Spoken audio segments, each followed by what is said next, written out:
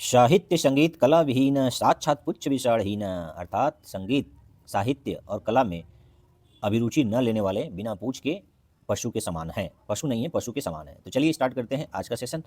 आज के सेशन में हम लोग कुछ ऐसे इंपॉर्टेंट क्वेश्चन पढ़ेंगे जो आपके सामने पहली बार आएंगे। तो वो कौन से प्रश्न हैं और ये 12 प्रश्न में से आपको कितने प्रश्न आ रहे हैं कमेंट बॉक्स में जरूर लिखिएगा ईमानदारी के साथ। तो चलिए पहला क्वेश्चन आपकी स्क्रीन पर क्या कह रहा है। कह रहा है आयरन की सर्वाधिक स्थायी ऑक्सीकरण अवस्था है। ऑप्शन में है 2+, 3+, 4+, -2। तो अपना आंसर जल्दी बताइए। तो यदि आपने लगाया है आंसर नंबर 3 को तो एग्जैक्ट आपका सही है, यानी आपका आंसर नंबर 3 सही होगा। कैसे होगा तो इसको जान लेते हैं। जानने के लिए थोड़ा एक्सप्लेनेशन देते हैं। तो आयरन का ऑक्सीकरण अवस्था, आयरन का परमाणु क्रमांक कितना होता है 26।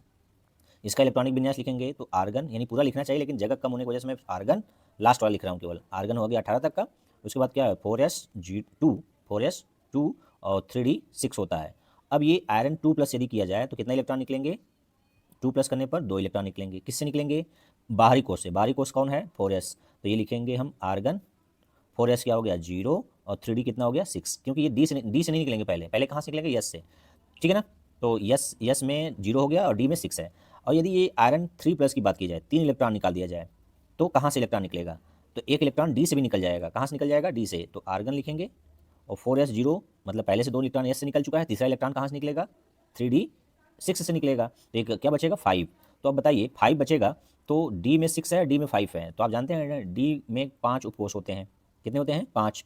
तो इसके 5 उपकोष में इलेक्ट्रॉन को यदि आप भरेंगे तो आपका हाफ फील्ड कब होगा, डी5 वाला केस क्या होगा आपका ज़्यादा स्थायी होगा।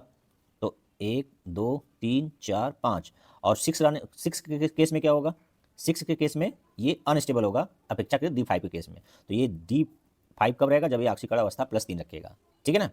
तो इसका कुल मिलाकर क्या है आंसर, कुल मिलाकर इसको काटें पहले, कहाँ से कटेगा यहाँ से। तो इसका आंसर नंबर हो जाएगा कौन +3, ठीक है। आ रहा था तो अच्छी बात, नहीं आ रहा है तो सीख जाइए। नेक्स्ट क्वेश्चन है CH3 MgBr और CO2 में अभिक्रिया के पश्चात जल अपघटन करने पर निर्मित उत्पाद है। चारों ऑप्शन में से बताइए, एस्टल्डिहाइड होगा, एसीटोन होगा, फार्मिक एसिड होगा या एसिटिक एसिड होगा। तो अपना आंसर जरूर कमेंट करिए। क्या लिखेंगे, ऑप्शन नंबर डी करेक्ट होगा। क्यों होगा जानने के लिए समझिए। तो थोड़ा सा कलर को इसको पतला कर लेते हैं। हाँ देखिए CH3Mg, इसको बॉन्ड बना देते हैं। CH3Mg, ये Br को क्या कहते हैं, ग्रिग्नार्ड अभिकर्मक, जानते ही होंगे। प्लस क्या करना है CO2, क्या करना है CO2, ठीक है। अब इसके साथ क्या करना है, योग कराना है, फिर जल अपघटन कराना है। तो योग कराएंगे तो यहाँ पर जब बॉन्ड डिलोकलाइजेशन होता है तो ये माइनस चार्ज, इस पर प्लस चार्ज, और यहाँ का बॉन्ड डिलोकलाइजेशन होगा तो कार्बन माइनस, मैग्नीशियम पर प्लस, ठीक है। अब आप जानते हैं, क्या जानते हैं कि माइनस का प्लस के साथ और प्लस का माइनस के साथ, तो ये CH3 कहाँ जाएगा, कार्बन के पास, और MgBr किसके साथ जाएगा, ऑक्सीजन के पास। तो कैसी संरचना मिलेगी, कुछ ऐसी संरचना मिलेगी। कैसी, ऐसी, ये C सिंगल बॉन्ड O, इसके साथ आ गया MgBr, और इसके साथ डबल बॉन्ड पहले से है एक ऑक्सीजन, और इसके साथ क्या आ जाएगा, एक CH3 आ गया। कहाँ से, ये वाला CH3 कहाँ आ गया, इसके साथ, ठीक है। ये CH3 आ गया। अब इसका क्या किया जाएगा, जल अपघटन कराया जाएगा। क्या किया जाएगा, जल अपघटन। तो जल अपघटन करने के लिए हम ये कलर ले लेते हैं, ठीक है। तो यहाँ से जल अपघटन कराएंगे तो इधर H+ आएगा, इधर OH- जाएगा, ठीक है। तो H+ और O- मिलकर क्या बना लेगा, ये बना लेगा COH, CH3, इधर क्या है डबल बॉन्ड O। तो ये कुल मिला के क्या बन गया, एसिटिक एसिड। क्या बन गया है, एसिटिक एसिड। तो ऑप्शन नंबर किस में है, ऑप्शन नंबर डी में है, ठीक है। और ये जो बाई प्रोडक्ट बनेगा साल्ट, इसका कोई मतलब नहीं है यहाँ के लिए, ठीक है। ठीक है, आगे बढ़ें। चलिए अगला बायोमॉलिक्यूल से फिर से क्वेश्चन है, बहुत इंपॉर्टेंट, बार बार आया है, बार बार आएगा। न्यूक्लियोटाइड संगठित होते हैं एक एक क्या क्या एक रहेगा। तो ऑप्शन नंबर जल्दी से अपना कमेंट करिए। पेंटोस संकराव फास्फोरिक अम्ल से, नाइट्रोजन युक्त क्षारक पेंटोस संकराव फास्फोरिक अम्ल से, नाइट्रोजन युक्त क्षारक और फास्फोरिक अम्ल से, पेंटोस संकराव नाइट्रोजन युक्त क्षारक से।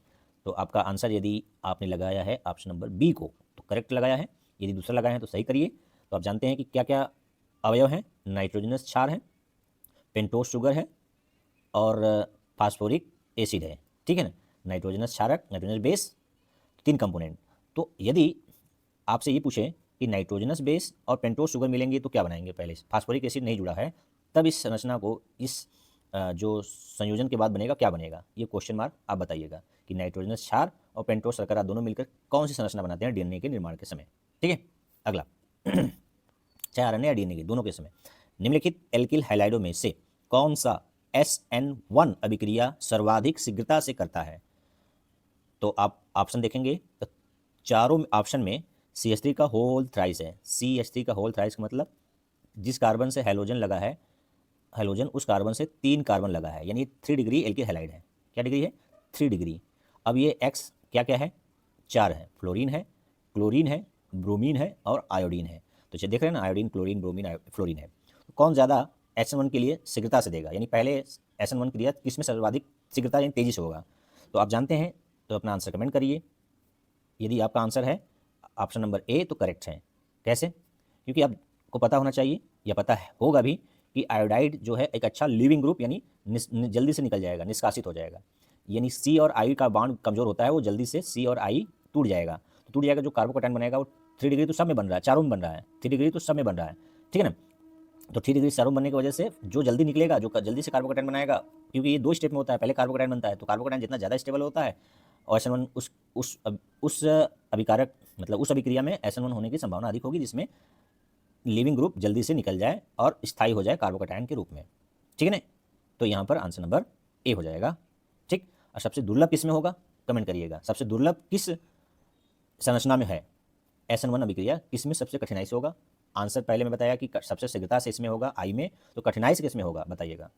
अगला, फिनॉल बेंजीन में द्वितीय बनाता है जिसका वन टॉप कारक 0.54 है, इसकी संगुणन मात्रा है।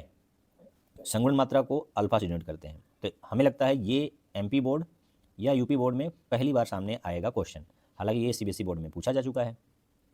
तो कैसे होगा इसका आंसर उसको बताएंगे, पहले आंसर बता दें। आंसर होगा C। कैसे होगा ये जानने के लिए देखिए तो आपने पढ़ा होगा वन टॉप कारक में संगुणन और वियोजन। संगुणन का मतलब जुड़ जाना, एक मिनट, संगुणन का मतलब 2 मॉलिक्यूल एक सिंगल मॉलिक्यूल या 2 3 हो, कुछ भी हो, जुड़ जाएंगे, एक सिंगल मॉलिक्यूल की तरह व्यवहार करेंगे। ठीक है ना, और वियोजन का मतलब एक मॉलिक्यूल टूट जाएगा, 2 या 3 आयंस में टूट जाए। तो यहाँ पर संगुणन कर रहा है, द्वितीय बनाता है, द्वितीय मतलब संयोजित हो जाते हैं, संगुणन हो रहा है, तो संगुणन की मात्रा पूछ रहा है। तो इसको करने के लिए आपको क्या क्या दिया है, ये दिया है आई, वन टॉप कारक आई का मान दे दिया है। तो पहले आप लिख लीजिए क्या क्या दिया है, एक मिनट, क्या दिया है आई, आई का मान कितना दिया है 0. फिर से लिख देता हूँ आई इक्वल टू 0.54 और पूछा क्या है अल्फा। ठीक है, तो आपको क्या और दिया है क्या, फिनॉल बेंजीन में द्वितीय, द्वितीय का मतलब यहाँ नंबर ऑफ अणु कितने हैं n बराबर 2, ये 3 चीज़ 2 चीज़ दिया है और तीसरा चीज़ अल्फा पूछ रहा है। तो क्या फार्मूला होता है वियोजन के लिए, फार्मूला आप जानिए। तो फार्मूला होता है अल्फा बराबर वियोजन की मात्रा या संगुणन की मात्रा। तो यहाँ पर लिखेंगे आई नहीं 1 माइनस संगुणन होने पर आई का मान क्या होता है 1 से कम होता है, संगुणन होने पर आई का मान क्या होता है 1 से कम। तो 1 में से क्या करेंगे आई को घटाएंगे, क्या करेंगे आई को घटाएंगे, बटे क्या करेंगे n-1 करेंगे और गुणे में क्या करेंगे ब्रैकेट के बाहर n करेंगे। n क्या है अणुओं की मात्रा। ठीक है, अब इसमें रख दीजिए, फार्मूला में रखेंगे तो n का 1 माइनस आई का मान कितना है 0.54 बटे n का मात्रा कितना है 2, 2 में से 1 घटाएंगे क्या आएगा 1 और गुणा कितने करेंगे 2 से, तो इसका 1 में से 0.4 घटाएंगे आएगा कितना, आएगा 0.46, नीचे कितना बचेगा 1, नीचे कितना बचेगा 2 में से गया 1 और गुणा कितने करेंगे 2 से, तो 2 से 46 0.6 का गुणा करेंगे तो कितना आ जाएगा 0.92 आ जाएगा, कितना आ जाएगा 0.92 आ जाएगा, 2 चौके 12, दोनों 2 चौके 8 9। तो ऑप्शन नंबर सी क्या हो जाएगा करेक्ट। तो फार्मूला याद रखना है, अल्फा बराबर क्या हो जाएगा 1 माइनस आई इंटू n अपान n-1। ठीक है, मैं फार्मूला फिर से लिख दूँ, संगुणन के लिए क्या फार्मूला है अल्फा बराबर 1 माइनस आई वन टॉप कारक अपान n-1 इंटू ऊपर वाले में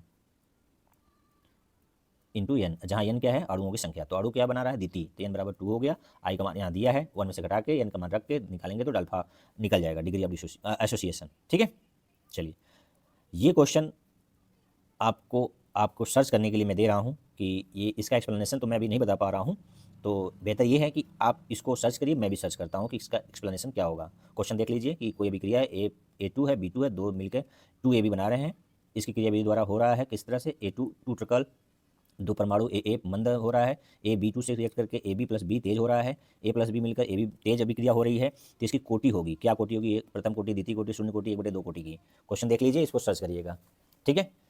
ये भी एक्सप्लेनेशन मैं नहीं कर पा रहा हूँ, साफ सुथरा बता रहा हूँ, ठीक है। अगला क्वेश्चन, 7वां क्वेश्चन, सोडा लाइम के साथ सोडियम बेंजोएट को गर्म करने पर वी कार्बोक्सिलन से बनता है, क्या बनता है, बेंजीन, बेंजोइक अम्ल, बेंजोल्डिहाइड, टॉलुइन।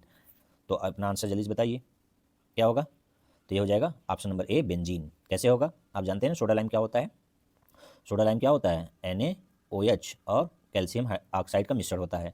इसकी उपस्थिति में आप क्या कर रहा है, किसके साथ किसको गर्म करना है, सोडियम बेंजोएट। तो COONA, सोडियम बेंजोएट को क्या करना है, गर्म करना है, Na, ठीक है। तो ये है सोडियम बेंजोएट है, इसको गर्म करेंगे किसकी उपस्थिति में, सोडा लाइम। तो बनेगा क्या, ये बनाएगा बेंजीन, क्योंकि यहाँ से क्या निकलेगा, CO2 निकल जाएगा, ठीक है। तो ये डीकार्बोक्सिलेशन यानी से माइनस क्या होगा, CO2, और ये CO2 NaOH के साथ रिएक्ट करके सोडियम कार्बोनेट में बन जाता है। तो बनेगा क्या यहाँ पर, बेंजीन, क्या बनेगा, बेंजीन, ठीक। तो ऑप्शन नंबर ए करेक्ट हो जाएगा, डीकार्बोक्सिलेशन या वी कार्बोक्सिलेशन कहलाता है ये, ठीक है। अगला 8वां IPSC नाम से है, इसका IPSC नाम लिखना है, ये संरचना दिख रहा है, इसका IPSC नाम पूछ रहा है कि कौन सही होगा। तो इसमें आप देख रहे हैं कि 2 C डबल बॉन्ड O है, एक 2 कार्बन के बीच में C डबल बॉन्ड, एक किनारे है। जो किनारे होता है वो एल्डिहाइड होता है, और जो बीच में होता है C डबल बॉन्ड वो 2 कार्बन के, वो कीटोन होता है। और कीटोन एल्डिहाइड में किसका कौन सीनियर है, एल्डिहाइड सीनियर है, और सीनियर है तो नंबरिंग किधर से करेंगे, एल्डिहाइड की तरफ से करेंगे, 1 2 3 4। तो 4 कार्बन है, ब्यूटेन होगा। अब पहले किसको नाम देते हैं, जो जूनियर होता है उसका नाम पहले, और उसका पोजीशन बताते हुए। तो यहाँ कीटोन के लिए क्या, जब प्रीफिक्स यूज करेंगे तो ऑक्सो हो जाता है, ठीक है ना।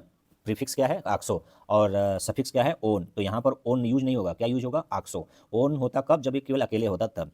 और एल्डिहाइड का क्या यूज होता है, अल। एल्डिहाइड का सफिक्स क्या होता है, अल। प्रीफिक्स क्या होता है, इसका भी ऑक्सो ही होता है, लेकिन यहाँ पे इसका सफिक्स यूज होगा ये वाला, और इसका प्रीफिक्स यूज होगा कीटोन का। तो क्या बन जाएगा, तो 1 2 3 4। तो तीसरे कार्बन पर क्या, कीटोन, 3 ऑक्सो ब्यूटेन 1 अल या ब्यूटेनल, क्या हो जाएगा, 3 ऑक्सो ब्यूटेन 1 अल या ब्यूटेनल, ठीक है। ऑप्शन नंबर सी करेक्ट हो जाएगा, ठीक है। 9th क्वेश्चन, फिर से एक एल्कोहल चैप्टर से, 573 केल्विन पर कॉपर के साथ तृतीयक एल्कोहलों के निर्जलन से बनता है।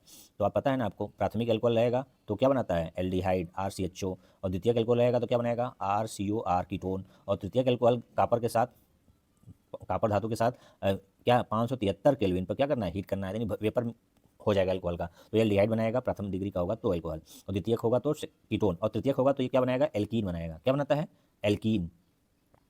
उस एल्कीन कौन सा बनाएगा, जैसा एल्कोहल आप लेंगे। अभी तो जनरल बात पूछ रहा है तो जनरल बताएंगे, ठीक है ना। जितने कार्बन का होगा एल्कोहल, उतने कार्बन का एल्कीन बनता है, डबल बना जाएगा। तो ऑप्शन नंबर किस में दिया है, एल्कीन, ऑप्शन नंबर बी में दिया है, ठीक है। क्लियर, क्लियर है, सब स्मूथ है, जो आप पढ़े हैं तो स्मूथ ही होगा। ये क्वेश्चन पिछले प्रैक्टिस सेट में बताया होगा, किसी सेट में देखिए मैं बता चुका हूँ, फिर से यह रिपीट हुआ है। आयनीय समीकरण में जब 1/T, इसी तरह से रिपीट हो सकते हैं आपके बोर्ड में, जरूरी नहीं कि वो अलग आएगा, सेम भी हो सकता है। क्यों, क्योंकि आपके सिलेबस में फिर से है ये, और अच्छे क्वेश्चन है, तो जरूर से बात है कि रिपीट कर सकता है। आइए, आयनीय समीकरण में जब 1/T के साथ log K का ग्राफ खींचा जाता है तो एक सीधी रेखा प्राप्त होती है, जिसकी क्या, जिसकी ऑप्शन के अनुसार बताना है, क्या जिसकी। तो आप बताएंगे कि ढाल E/2.303 R है, और अंतःखंड log A है।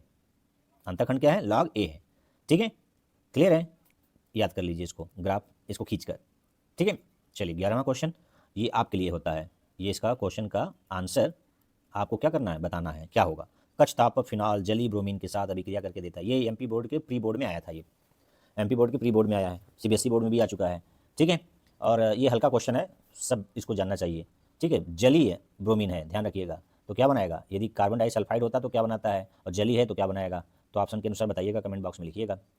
12वां और लास्ट क्वेश्चन, बायोमॉलिक्यूल से प्रोटीन में अमीनो अम्ल का विशिष्ट क्रम में व्यवस्थित होना कहलाता है, क्या कहलाता है, द्वितीयक संरचना, प्राथमिक संरचना, तृतीयक संरचना, चतुर्थ संरचना। तो जल्दी से बताइए अपना आंसर, क्या बता रहे हैं, प्राथमिक संरचना, बिल्कुल सही बता रहे हैं आप, प्राथमिक संरचना बिल्कुल सही आप बता रहे हैं, ठीक है। अच्छा, तो आपने 12 क्वेश्चन में से कितने क्वेश्चन का सही जवाब दिए हैं, ये भी बताइएगा कि आपको 12 में से 12 आ रहे थे, या 12 में से 11 आ रहे थे, या 10 आ रहे थे, कितने आ रहे थे। हाँ, छठा क्वेश्चन क्या था, ये मैं खुद नहीं एक्सप्लेन कर पाया हूँ, इसका आंसर क्या होगा आपको और मुझे दोनों लोग को खोजना है, ठीक है। तो ये 12 क्वेश्चन में से आपको पूरा पूरा आना चाहिए, नहीं आ रहा है तो आप थोड़ा सीखिए, जाइए NCERT खोलिए और पढ़िए, ठीक है। तो मिलते हैं अगले वीडियो में फिर से। जय हिंद, जय भारत, जिसको ज़रूरत उसको शेयर करिएगा, जरूरी है।